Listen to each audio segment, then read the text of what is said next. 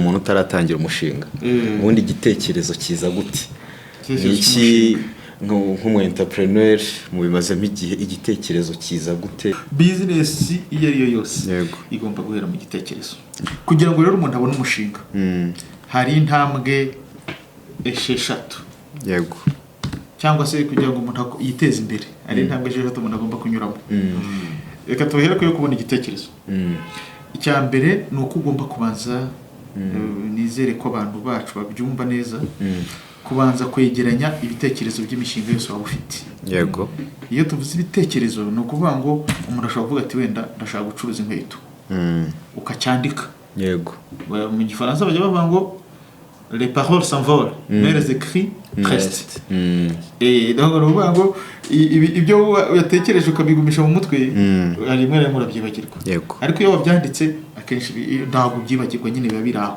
biba bihari turavuga rero ko niba utekereje ikintu ukavuga ati ndakubona ko gashinga ari keza uzajya uhita ukandika ndumva nifuza gucuruza ibibanza ugahita ukandika ko ni imari iyo ni ibintu byunguka cyane niba nifuje kujya nzana wenda ibiribwa yego muri Kigali ngahita mbyandika niba nshaka kujya mbijyana wenda mbivana muri Kigali nkabijyana wenda ivuye ugahita ucyandika none ibyo byose ni ibitekerezo ndi kuvuga ushobora no gutekereza wenda gushinga na farumasi tujye mu mishinga none minini ushobora gutekereza gushinga nka Biscom Finance nacyo ni igitekerezo cyatangiye ari igitekerezo ariko ubu byagiye twabishyize mu bikorwa ibyo byose urabanza ukabyandika niba ukandika ibitekerezo kuva nko kuri 5 kugera ku 10 yego kugira ngo wihe rom yo kuza guhitamo usigaza umwanya wo kubona ibyo ucagura ukagenda uvurebatse ibyo ndabishoboye yego iyo urangije kubyandika mu nyandiko cyangwa se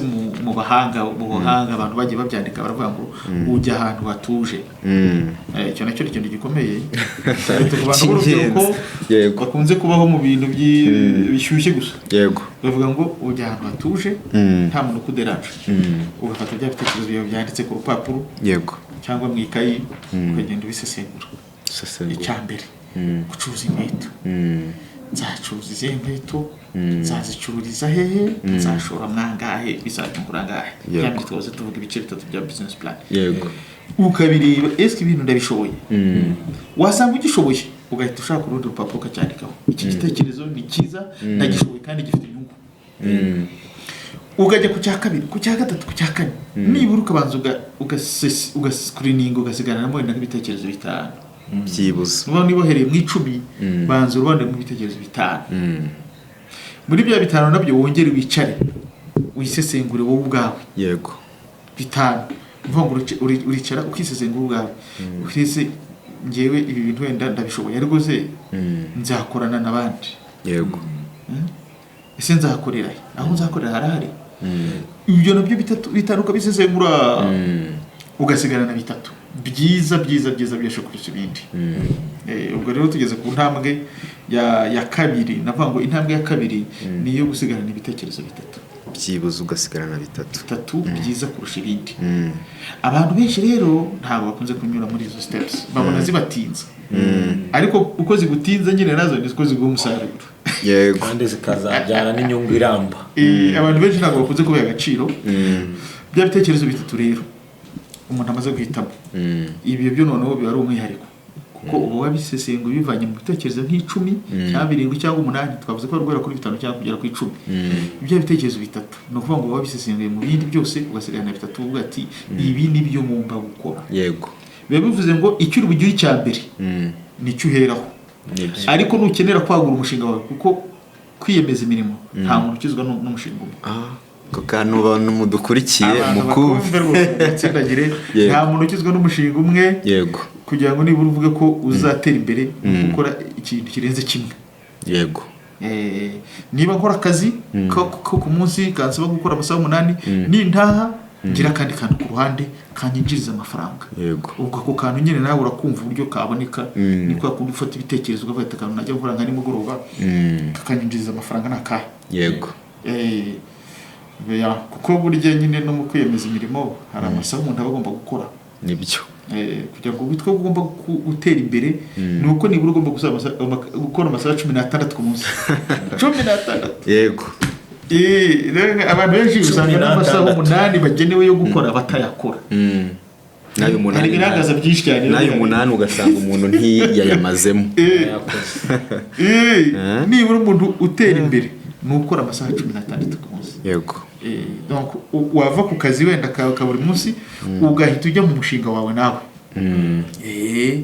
Ubwo rero nyine umuntu ni ubu wizi uzi umushinga ashobora gukora nimugoroba uba cyangwa se wakoze ugasigaho umuntu nimugoroba ukajya gukontorora. Noneho wa muntu niba ageze nawe n'igihe cyo gutaha wowe ukahaguma. Yego. Ko nawe bakeneye kujya kuruhuka. Gukora cyangwa gukora nawe umushinga. Akajya mu mushinga. Akajya muri party 2 yiwe. Nawe ujya muri party 2 yawe. Yego. Ugakubira andi masaha 8. Yego. Noneho ukamuka amasaha 8. Amasaha yo kuruhuka rero ntabwo ari ukuryama. No. Hari abantu benshi bakunze kwibeshya ngo amasaha 8 nuko yaryama. Wapi? Nayo kuruhuka. Yego. Yaryamemo nayo ruhuke. Kuko dufite amasaha 28 ku munsi. Yego. Amasaha 28 rero urayagabura ku buryo ukora 16. Kugira ngo twe kuzatera imbere hari n'abayarenze. Yego. Nuko ubwo rero nicyo naze mvuga. Twari tugeze ku kijyanye no gutoranya imishinga. Mwari mutubwiye ati uhisemo umwe ariko wisigiye ibiri. Mu gihe waba ushaka kwagura ufata uwo wagize uwa kabiri. Yego. Noneho iyo uvuye ku intambwe ya kabiri ku ya gatatu mu gutoranya umushinga mwiza rero. Yego. Yego. Icyo gihe noneho icyo bigusaba no kujya ku isoko. Ugakora icyo twita mu cyongereza babyita market research. Yego.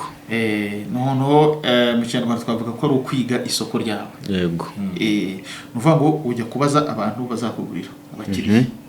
Ukabaza abakeba bakora nk'ibyo ukora. Yego. Ukabaza aho uzacururiza location, kuko burya location nicyo kintu gikomeye cyane kuri business. Ahantu h'ingenzi. Ezami yitwa location ntago abantu bajya kumva uburemere bwacyo. Ushobora gushyira umushinga mwiza ahantu. Uwo mushinga ugahomba kubera ahantu uri gusa. Yego. Cyangwa se kuri umuntu yubaka inzu ukabona umwe yubatse inzu wenda ahantu runaka hafi y'umuhanda akagenda akayishyira munsi y'umusozi cyangwa hari hafi na ruhurura kandi zose mukazubaka ku mafaranga angana. Yego. Mwajya kuzikodesha umwe akayikodesha nk'ibihumbi 100 akayikodesha 20. Icyo nicyo bita location. Abantu rero batukurikira umuntu ushaka gutera imbere agomba kucyita ikintu bita aho uzakorera. Location mu cyongereza ariko mu Kinyarwanda aho umuntu azakorera. Donc aho uzakorera ugashyira umushinga wawe ahantu hagendwa. Niba ari mu giturage jyana umushinga kuri centre mu giturage. Wijya kuwujyana mu rugo iwawe kuko mu rugo hose niba ndi baragenda. Ubwo rero iyo mishinga itatu ujya ku isoko ukawa ibyo byose ukabisesengura. Ese ni bantu bazangurira ni bande ukababaza. Abantu rero bazakugurira rero n'abantu bakomeye cyane. Kuko ubabaza icyo bifuza. Yego. Mwifuza iki? Niba nshaka kubacuruzaho wenda umugati. Mwifuza umugati umeze uti? Yego. Hari uzabwira ati twebwe tuba twifuza kurya umugati w'ubuki. Urumva ko nujyana umugati ukoze mu isukari ntabwo bazawuta. Nibyo. Hari uzakubwira wenda ushaka gucuruza inyama. Ushobora gukora busheri. Bacari. Wowe amwana we ati twebwe hano turya inyama wenda z'urukwavu. Wowe ukajyana inka. Cyangwa se ugiye gucuruza ingurube muri quartier y'abasilamu. Aho rero nicyo cyiza cyo kubanza gukora icyo twita market research. Yego. Tuvuge twebwe muri consultants. Niba nshaka kwinjira muri consultants ugomba kubanza ukajya kuvugana n'abantu bazakubera abakiriya. Yego. Ukabashaka mukavugana. Otherwise nta kintu uri gukora. Urajyamo tuvuze icyo isoko risaba abo bantu nibo bakubwira ati twe dukeneye izi service. None ibyo bakeneye akabari byo waha. Yego. Akabari byo ukora. Iyo rero iyo exercise ya gatatu irangiye iyo ntambwe ya gatatu uyirangiza watondetse ya mishinga yawe uwa mbere kabiri n'uwa gatatu. Yego. Uwo wagize uwa mbere rero uhita ujya kuri step ya 4 intambwe ya 4 uhita wandika iki noneho ugeze ahandi twatangiriye naho noneho business plan writing ngo ni intambwe ya 4 izindi zo wenda twazibwira abantu bamaze gushinga gukora umushinga. Iyo business plan rero ni igufasha nko kuba wajya muri bank cyangwa ukaza muri Bizcom ugasaba amafaranga yo gutangiza umushinga.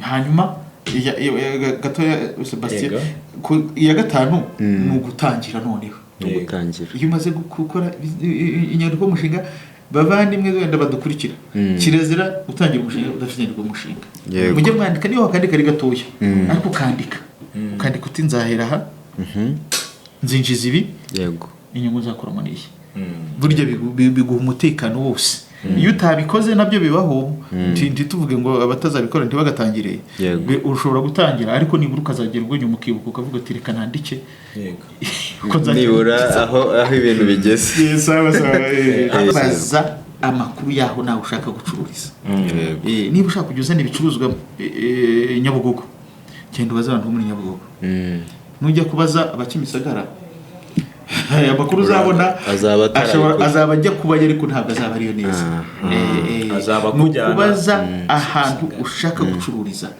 n'ibyo byo kuvuga ngo umushinga nzawushyira hehe ugomba kubaza nyine aho ngaho umva ushaka kuwushyira ahantu heza mwabona umuntu yagura bitagoranye ni hehe aho ngaho rero bakubwiye akaba ugenda ugatereka umushinga wawe akaba ari wowe ujyana yego nawigize umukiriya ariko umukiriya ubaza ushaka kubaza byinshi ugende niba uje kugura umugati ariko ujye ubaza bayikorera hehe angahe gute n'iki unagura ariko uko ugenda uzubwira umuntu ngo wambwiye se ngo umugati uzataha abona ufite agakayi azakubeshya igira umukiriya kandi umenye kubikora mu ibanga nyine ucura amakuru ni ibihe bice by'ingenzi umuntu yagakwiye guheraho yandika yego ikintu cya mbere ndi bubabwire ntabwo abantu bose bazi kwandika umushinga inyandiko y'umushinga ntabwo abantu bose bazi kuyikora niyo mpamvu nyine haba harimo n'ibyo bya Bizicom Consultants yego abantu benshi baraza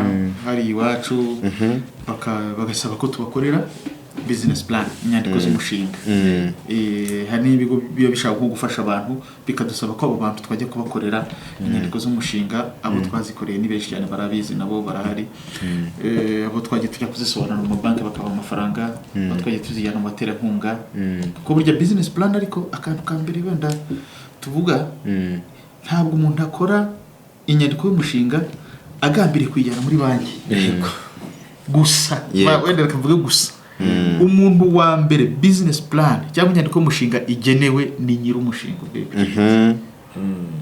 abantu benshi rero bakunze gukora inyandiko y'umushinga kubera ko bashaka amafaranga which is wrong totally wrong kantu kadusobanurire neza ko inyandiko y'umushinga ari iya nyir'umushinga igenewe mbere na mbere nyir'umushinga ntabwo turagera kuri rwiyemezamirimo ariko burya rwiyemezamirimo nyawe ntabwo atangira umushinga agamije inkunga yego oya cyangwa inguzanyo no amafaranga yose uburyo umuntu afite ashobora gutangira umushinga yego abantu twibeshyera hari abantu benshi bahibeshyera niba bya business plan nyine turabisobanura ariko reka tumaze twumvikane ko burya iyo ushaka gukora kwiteza imbere yego ntabwo ugomba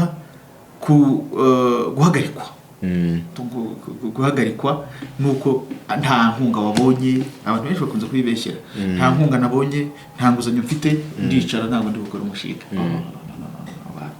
burya imishinga yose igira inzego hari imishinga mitoya abantu banakora kandi kababyara amafaranga ushobora kuba utafite n'amafaranga ukagenda ku bandi bantu bafite ibyo bakora ukuvuga ati reka dukorane ikintu gikomeye nuko umuntu agomba kubanza akaba umwizerwa inyangamugayo iyo abantu bakwizeye burya utera imbere rwose ushobora kuba udafite amafaranga ukagenda ugashaka umuntu mukorana kandi akaguha ibicuruzwa bye hari abo tujya tubona hano hanze benshi nk'abantu bacuruza nk'inkweto bariya mubona bacuruza inkweto akenshi buriya ntabwo bari izabo nta n'igishoro baba bafite ariko aragenda ku muntu uzicuruza ufite iduka rinini akazimuha akanyera akirirwa azizunguza nimugoroba bakamugarurira amafaranga ye we akabika inyungu ikindi gitekerezo cy'ubuntu banshuti bakunze mudukurikiye igitekerezo cyiza ushobora gukora kikaguteza imbere kuba waba wizewe hanyuma umuntu akaguha imari kuko akwizeye ntuyibe ugacuruza wamara gucuruza nk'uko mwabyumvikanye ukayamugarurira yego burya niba wakungukamo 2,000 cyangwa 3 cyangwa 5 ariko ugasigarana iyo nyungu yawe gusa andi ukayamugarurira biba bizagenda bikura n'ubu ukazagera ukajya usigarana inyungu nini yego cyangwa ejo bikarangira nawe ukoze umushinga rero nibyo naze mvuga abantu ntibakajye bumva ko ngiye gukora umushinga kubera ko nshaka amafaranga cyangwa se hari umuterankunga nabonye uri kunsaba ko tumuha imishinga reka mukore nk'umushyire happy bari n'ubwo no kugira ngo azagere ku ntego ze ibyo bita success biragorana. Yego. Amafaranga umuntu abonye atavunitse mu mbabarire wenda hari abantu bashobora kubyumva nabi n'abakiriya bacu ariko abakiriya bacu umuntu yabonye ibintu atavunikiye akenshi ntabwo biha agaciro. Yego. biramba Icyambere gikomeye burya ni ukubona ikintu cyawe kivuye mu cyuya cyawe wabanje kubigikorera nyine. Yego. Ubwo rero navuga ngo abakiriya bacu kugira ngo mutegure umushinga mujye muwutegura mutagambiriye inkunga. Yego. Kuko rwiyemezamirimo iyo akoze umushinga agambiriye inkunga ntabwo akunze kugera ku ntego ze. Ariko wa wundi watangiye bimugoye agoka ngo ni ugera ku ntego ze. Reka tuvuge ibice bine bikomeye by'umushinga. Yego. Bine kugira ngo ndagako twarimita abantu cyangwa se tukavuga ibintu wenda abantu batazashobora ariko ibintu bine ugomba kugaragaza. Icyambere no kugaragaza igicuruzwa cyangwa serivisi. Igicuruzwa. Iyo tuvuze igicuruzwa cyangwa serivisi abantu bumve ko nibyo bintu bibiri byonyine umuntu ashobora kujya ku isoko. Yego. Ubumva hari ikindi azakitubwira muri hasi kuri comment. Ni bibiri gusa umuntu ashobora gushyira ku isoko igicuruzwa cyangwa serivisi. Igicuruzwa ni ikintu gifatika. Kuvuga ngo ngewe niba mpinga ibigori ibyo bigori ni igicuruzwa. Ariko niba ngura ibigori nkajya kubicuruza ibyo ntabwo ari igicuruzwa, iyo ni serivisi. Ni serivisi uri mutanga. Batanze serivisi icyo gihe. N'abantu bajya bamenya nyine kubitandukanya. Yego. Ubwo rero ugomba kubisobanura neza mu nduza yawe mu nyandiko yawe y'umushinga. Ikindi cya kabiri umuntu agomba gusobanura isoko nk'uko twabivuze. Isoko ni ryo shingiro ry'umushinga.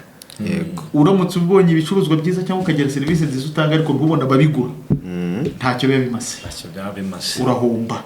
Ugomba gusobanura rero abakiriya bawe ni bande. Mu cyongereza bita customer behavior. Gusobanura abakiriya bawe ni bande, ingano yabo n'ibyiciro barimo. Yego. Ibyiciro kuvuga ngo wenda ngewe nzibanda ku bagore nka kuri twaze tuvuga muri Biscom Finance twavuze ko hari product z'abagore. Yego. Ubwo ngabo bari abakiriya nyine cyangwa urubyiruko. Kuvuga ati ngenzanye ngurisha n'urubyiruko. Ngewe ndashaka kujya ngurisha wenda n'abasirikare, ibigo bya gisirikare. Abo bantu bose baba bafite ibijyo bakeneye needs. Ni niyo mpamvu nyine umuntu agomba kubasobanura muri mu nyandiko y'umushinga. Ndashaka gucuruza abo n'aba. Rwose umuntu wese ugiye kwandika umushinga ajye gerageza ibyo bintu abikoremo n'umwitozo mwiza. Bigufasha kumenya ibyo uri bubabi ibyo uzatanga niba ari byo. N'umuntu wese ugiye gusesengura inyandiko y'umushinga arareba ati si umuntu ko yavuze ko azacuruza n'abadamu. Nkaba mbona ibyo ari gucuruza ari iby'abagabo gusa. Impamvu uyu muntu yavuze ko agiye gucuruza inyama z'inka. Ariko turabona yigiriye mu nkoko cyangwa se yigiriye mu bindi. Yego. Ubwo rero ibyo byose abantu barabireba ko icyo cyiciro wakize neza, icyiciro cy'isoko. Yego. Ntabwo nangije kugisobanura kuko icyiciro cy'isoko nacyo wenda tuzakigira ikiganiro cyacyo. Cyaba ikiganiro kwacyo. Ni ikintu gikomeye cyane. Kuko muri ikintu cy'isoko ikindi kintu umuntu atagomba kwibagirwa ni ukugaragaza igiciro uzagurishaho ibintu byawe. Igiciro. Yego. Muri icyo giciro kandi haba harimo ibintu bibiri by'ingenzi. Icyambere nicyo bita production cost. Yego. Hanyuma wakongeraho inyungu ukabona price. Igiciro uzabigurishaho. Yego. Icyo giciro rero ugomba kumenya ko kigomba kuba kirimo ikiguzi. Yego. N'inyungu. Hanyuma ukagaragaza igiciro. Hanyuma tukagaragaza amafaranga nzashora. Ubwo turi kuvuga ibintu bikomeye byo muri business plan kuko hari ibindi bice wenda nabyo dushobora kuganiraho. Yego. Ishoramari rero mbagita ishoramari. Ishoramari ugomba kugaragaza wowe ayo uzashoramo ukavuga nayo uzakenera nk'inguzanyo. Yego. Tubwire abantu ko umushinga mwiza burya nyine umushinga mwiza ni ugaragaje ko nyine umushinga hari icyo nabazashoramo. Yego. ntujye kugaragaza ko ijana ku ijana yose uzayasaba ari inguzanyo. kandi burya hari ibintu byinshi cyane n'abantu banashora mu mushinga w'ubundi banabimenye kubisobanura neza. Yego. Hari amafaranga uba warashoye mbere y'uko umushinga utangira, niba ibyo gushaka amakuru byose wagomba kubiha agaciro, ukagaragaza amafaranga nayo wamaze gushora umushinga wawe. Niba ufite inzu ukayigaragaza ati ngewe inzu ni ngewe ndayifitiye nzakoreramo. Niba ufite ibikoresho uzakoresha mu mushinga, tuvuga wenda niba ugiye gukora nk'imigati ukavuga ati mfite ifuru, mfite bya bindi bakoresha imigati, nabyo ukabigaragaza ukabiha agaciro, ukabigaragaza. Hanyuma rero uburyo n'ishoramari. Yego. Ni ukugaragaza amafaranga azashorwa mu mushinga wawe yose. Tuvuga wenda niba ari 100,000, ngewe nzashoramo 30, inkunga nkeneye cyangwa inguzanyo nkeneye ni 70. Yego. Ibyo byose bikaba biri clear. Cyangwa ukabinyuranya 70 ugakenera. Yego.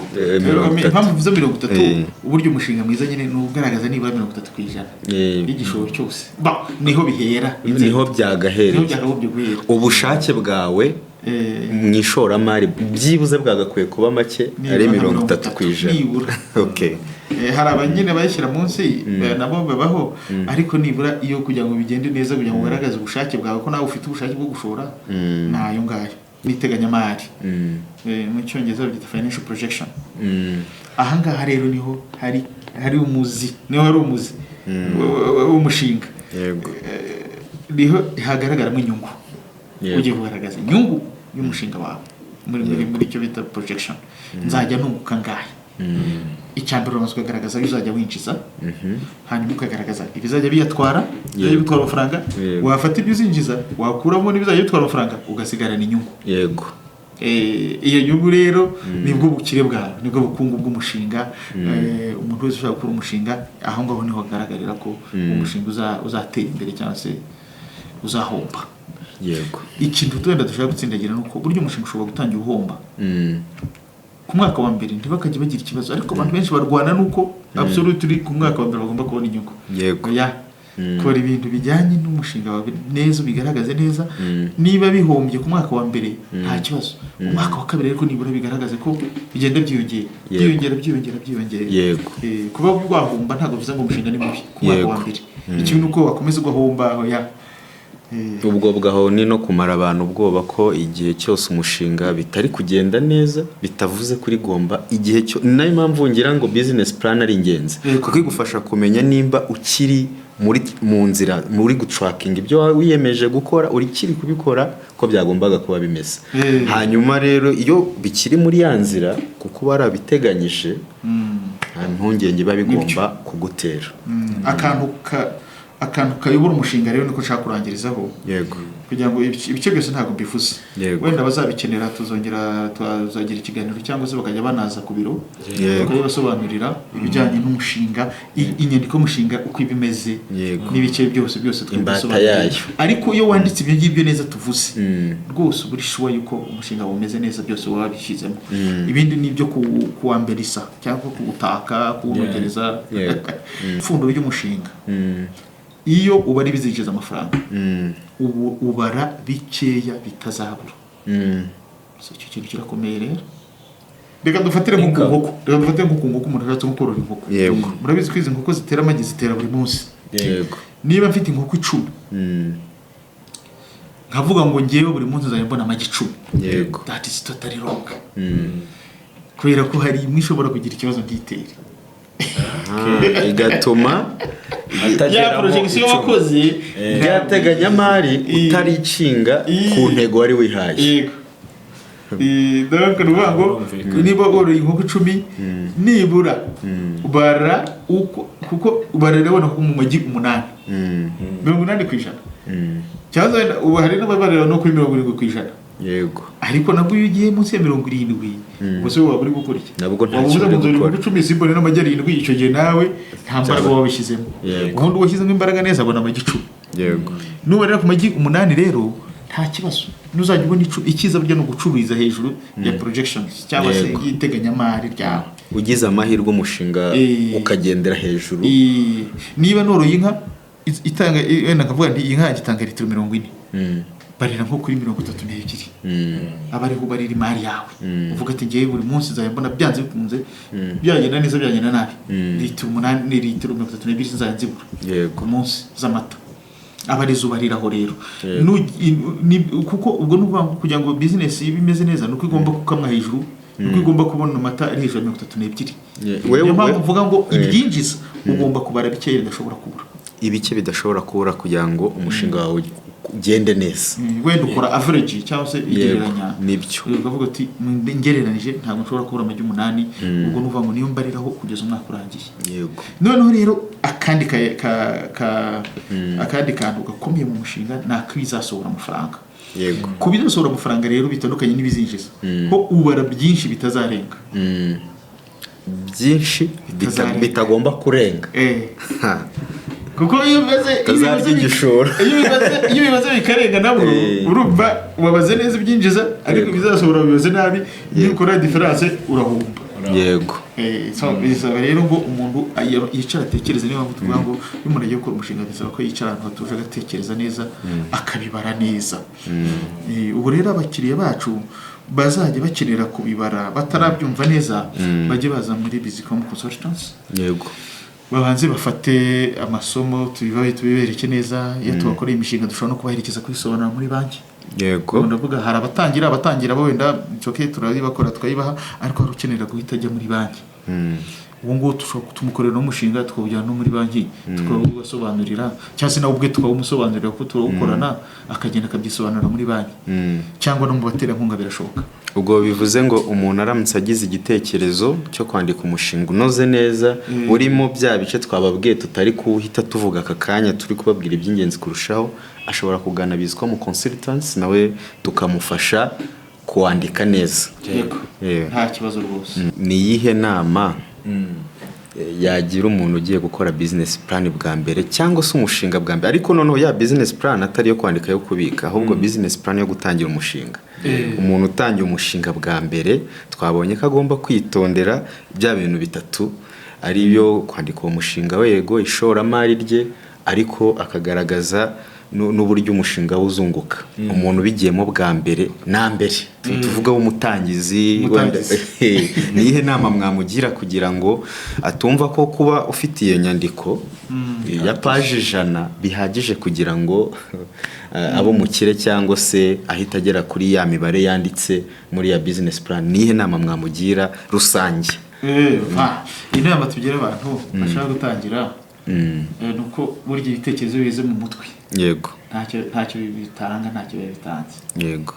Kugira ngo witwe rwiyemeza mirimo cyangwa se umuntu uzatera imbere, umushaka kwiteza imbere, nuko ibintu bifite mu mutwe ugomba kubishyira mu bikorwa. Niyo nyandiko yabidahari yewe, reka tuvuge ni wenda na business plan ko idahari, gerageza utangire. Twavuze ko inyandiko ari fondation, niyo yagombye guherwaho, ariko bantu batwumva rwose mutangire, kuko gukomeza guherana ibitekerezo urinda usaza ukibifite. Yego. Nicyo kibazo gihari.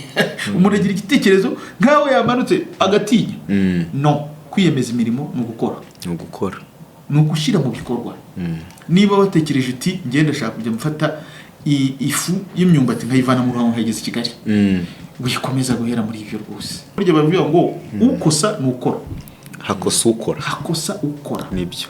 Iyo udakoze nta kintu ugeraho, ariko iyo wageze urahomba rimwe ugahomba kabiri. Yego. Ariko wa gatatu ukamenya n'ikituma utarimo bigenda neza.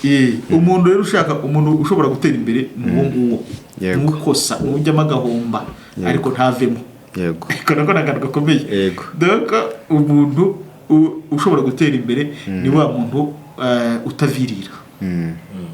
Kuko hari umuntu homba rimwe agahita agira ubwoba ati yego, bya bintu bireme ibibazo agahita yigendera. Donc abo bantu bashaka gutangira, niba ufite igitekerezo, yego, ngwino tuganire, ubundi cyandike.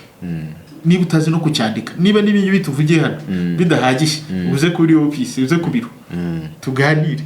Yego. Tuganire, tuguhe ibitekerezo, ubundi byandike.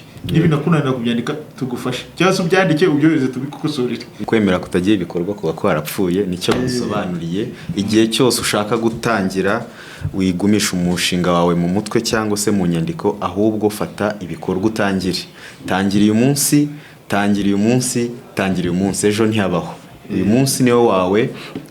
Iyo watangiye ushobora gutangira ko guhura n'izo mbogamizi, ariko uko ugenda ubana nazo, kugenda uhura nazo kenshi, bikwigisha kumenya n'uburyo uzivamo. Ubwo rero ndongera nsoza mvuga ngo tangira uyu munsi, watugana aho dukorera, amarembo arafunguye, tukabagira inama, ariko ntabwo ari ukubagira inama, ahubwo tugafatikanya kureba icyo twakora kugira ngo umushinga wawe urusheho gutera imbere. Hari uburyo umuntu ashobora kuba yari asanzwe akora afite n'umushinga winjiza miliyoni 5 cyangwa 10 cyangwa na menshi kurushaho, ariko adafite umushinga wanditse. Kuko uko mwadusobanuriye twabonye ko umushinga wanditse ufasha kumenya urwego ugezeho. Ese ndahomba, ese abakozi ntibanyiba, kuko iyo bamaze kumenya ngo ngenza gutya muri ya financial projection, ayo ntagomba kubura, nayo ntagomba kurenza nsohora. Muri ibyo bintu iyo ufite wa mushinga ugufasha gukontorora cyangwa se kureba ibyo bintu byose. Ese bwo ku basanzwe noneho bafite imishinga ikora, igenda neza, iri mu ntangiro cyangwa igeze hagati cyangwa se minini yamaze kugerayo, bo hari uburyo mubafasha kwandika umushinga mu gihe yaba yumva nabyo hari icyo byamufasha dukurikije ibyo mwasobanuye? Abantu bafite imishinga, hari igihe nyine abantu benshi nakoreka tuvuga ko ari benshi muri rusange baba baratangiye bataranyuze muri izo ntambwe twavuze. Nibyo. Hari umushinga afite kandi akazamuka rwose ukabona ko ibintu biri sawa, biri kugenda bijya mu buryo. Yego. Ariko nk'uko twabivuze, business plan ni road map. Yego. Abantu benshi bakunze kubyita ko ari theories, ngo ni magambo ni iki. Ntabwo ushobora kugera ku gikorwa utabanje ku magambo. Bishoboka. Pratique ugomba kubanza gahera nyine mu bya bitekerezo, ibyo bitekerezo byo bari amagambo. Yego. Iyo yavuye muri ukajya gukora, ubivanye mu magambo nyine ukabishyira mu bikorwa. Yego. Icyo twese tubwira abantu nuko iyi nyandiko y'umushinga ikigufasha no kukuyobora, kugira ngo ujye ureba, ujye ukora na wa mwitozo kureba se ibyo nari nateganyije nibyo ngezeho. Iyo usanze warabigezeho uri hejuru, c'est parfait. Uhita wishima nyine uvuga ati very good, ubu ndakomeza muri uyu mucyo. Ariko nabwo wasanga atari byo, ukagerageza nyine guhindura.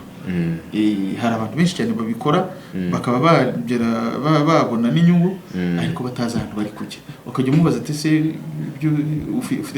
ifoto y'umutungo nayo sinzi nayo twagombye kuyibwira abantu. Ni ukuvuga ngo ni umutungo wo kungana aho uherereye naho wavuye. Ese umufuti w'umutungo yawe urayizi? Kandi abantu bakunze kugongwa nuko iyo bagiye nko kudekarara amafaranga barabibabaza. Yego. Yajye kudekarara akavuga ati twereke ifoto yawe y'umutungo. Iyi foto y'umutungo rero wagombye kuba waranayiteguye imbere, ukavuga uti ngewe bayita ubundi balance sheet projection, ukaba warateganyije uko ifoto y'umutungo bizajya bimeze buri mwaka, ukajya ureba niba bihura. So ubwo rero abantu batangiye bo ikintu tubafasha muri bya byiciro byo gutera imbere k'umushinga. Twageze ahantu ho gutangira ku ntambwe ya 4 ya 5 mu gutangira ubucuruzi. Iya 6 rero bayita kwagura ubucuruzi. Kwagura. Hari amahurwa tujya dutanga yo muri AIRO. Hari intambwe, hari icyo bita GYBI. GYBI ni bya bintu byo mutangiza nyine, generate your business idea. Noneho akaba IYB. Okay, na plutôt akaba na SYB, start your business. Niba abandi batangira nyine urangije gukora umushinga uratangiye. None akaba nicyo bita IYB.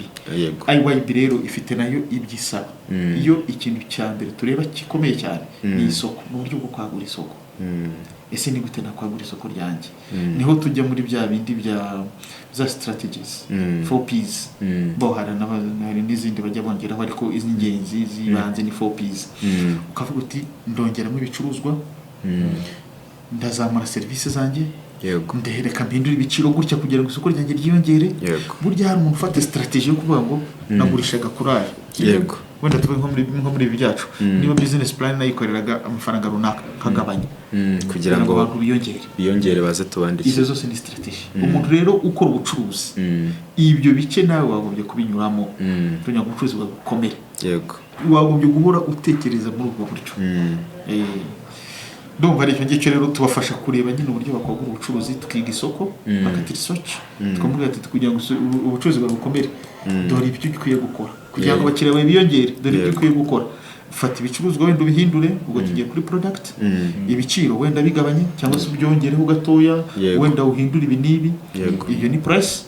Place wenda kuba ati aho ukorera gucuruza ushobora kubukorera iwawe, cyangwa se tukabwira ati wowe ufata ibicuruzwa ubijyane wenda nk'irubavu naho uhashyira stock yawe abantu babibone kugira ngo ucuruzwa bukomere, cyangwa se wenda ufate stock uyijyane no muri Bukavu.